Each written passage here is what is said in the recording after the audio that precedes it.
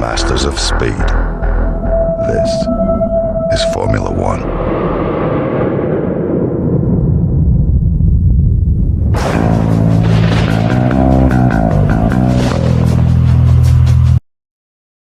Hello there, hope you guys are good, hope you guys are well, welcome. It is Abu Dhabi, the last of the official race circuits. I will be doing Portugal, China and France, but until those happen, let's finish the official races, shall we?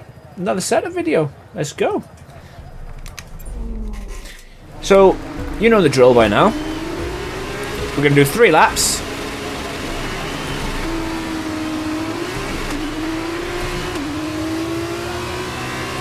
And try and absolutely batter the AI without getting battered ourselves. The understeer is real. I'm sick of using that word.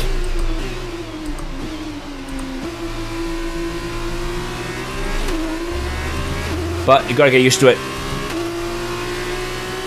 And I've said it many times before, and I'll keep on saying it. If these F2 cars understeer like this in real life, those F2 drivers need medals.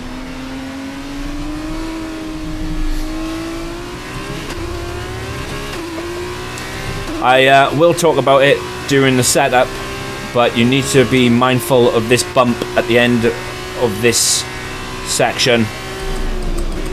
F2 cars do not like this bump right there.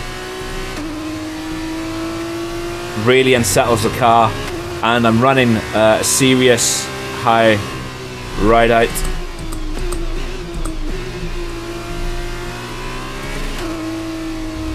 Gotta be so careful through here. So the understeer, which is a shame really.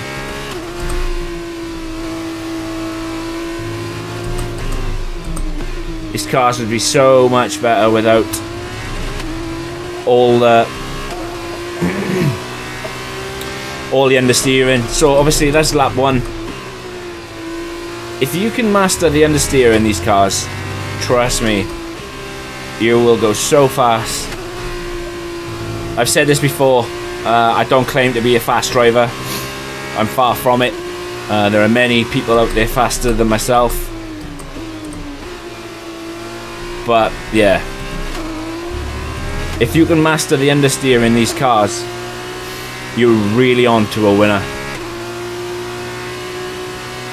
It's just like I said, so difficult with the understeer, but the setup works.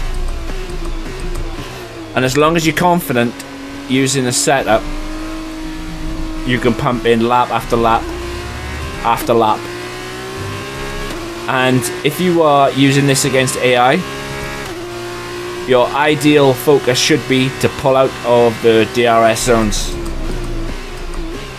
because we know how fast AI can be in a straight line. These setups are more set up for running against humans in league racing, etc., rather than running against the AI. But by all means, tweak the setup, get the setup working for you. You could probably even get away with lowering the front wings. Just change it. Great work, that's a new fastest lap of the race. As you can see, I had a green sector 3, and that's simply because of all the understeer.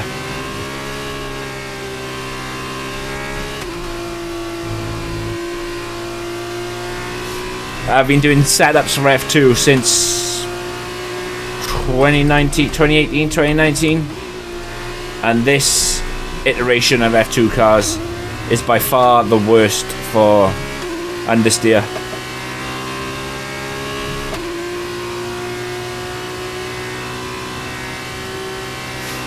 It's unreal how understeery they actually are.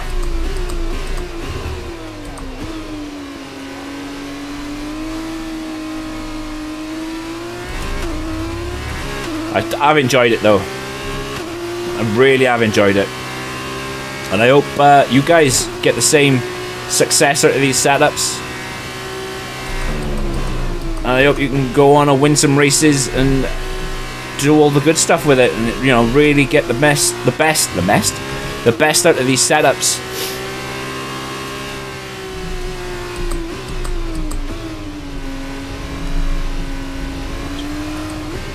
It's a tricky circuit to get right with these F2 cars, but this is almost at the end of lap 3. You know what to do, all that good stuff. Hit the like button, hit the subscribe button. Setup's coming up next, and I hope you guys take care. Peace. So another fantastic victory for Carlin today. Davide, what do you think made the difference here? This race, this win, was about one thing and one thing only: consistency. Anyone can be quick for just one lap, but there's a difference between that and being quick every lap, over and over and over. If you can do that, if you can gain ground when your opponents make mistakes, but then not make mistakes on your own, you can just push and push. And there you have it, today's winners. Having raised some of the biggest names in F1 to date, Carlin have once again shown their expertise when it comes to recruiting new talent. No doubt today's winners have a bright future ahead of them. They certainly deserve it after today's performance.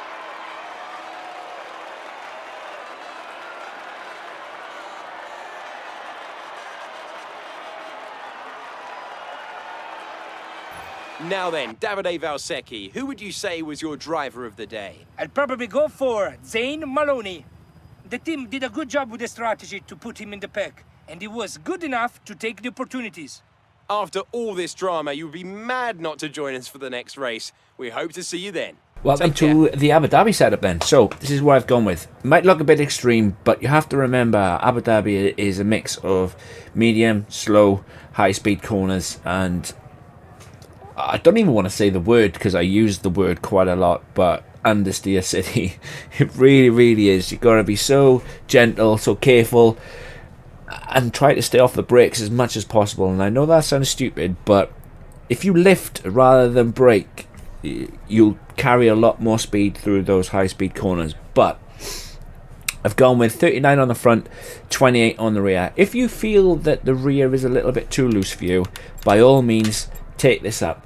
I wouldn't go any higher than 31, 32. 32 is absolute maximum. You have to remember, yes, whilst you need downforce, you also need straight line speed as well. So you need to be really mindful of that. It seems to work for this setup, but by all means, you change it to what you like. At the end of the day, the more you change the setup to suit your driving style, the better you will become. Onto the transmission. For this setup, again, I've gone 60-40. By all means, you can run 80-20. I wouldn't go the other way, simply because the car, yeah, it's oversteer central. It really, really is. But for this, I've gone with 60-40, and it seems to work extremely well. Onto the suspension geometry then. Again, pretty much like Vegas, I've gone with right, and then I've gone with 0.1 of the front toe out, and then I've gone with 0.13 on the rear toe in. Seems to work really well, but you will be able to run with right, left, no dramas. And again, that is you preference. For me, I've done this, and it seems to work really well. And all you can do is just try it and see, you know, like the old saying, suck it and see, you know. Onto the suspension, we're going with a front suspension of 38, a rear suspension of 35. As you can see, it's a really, really stiff boy. Again, the only way that you can soften the car is by you testing it. When I tested this, it worked absolutely fine. But again, we all drive differently. We're all different people. Until you try it and make it for yourself, you won't really know. So yeah, 38 on the front suspension, 35 on the rear. Again, pretty much a stiff boy for the roll bars as well. As I said, with a lot of slow to medium to fast corners at Abu Dhabi, yeah, you need stability, you need stiffness, you need firmness then, if you want to use the other word for it. But it works well, and that's all I can say. Can you run this setup straight out of the box? Absolutely. But if you change it to suit you, it becomes even better. So 19 on the front roll bar, 14 on the rear roll bar.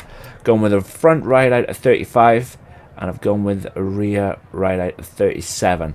I would not recommend going any lower than 35 on the front, simply because there are curbs that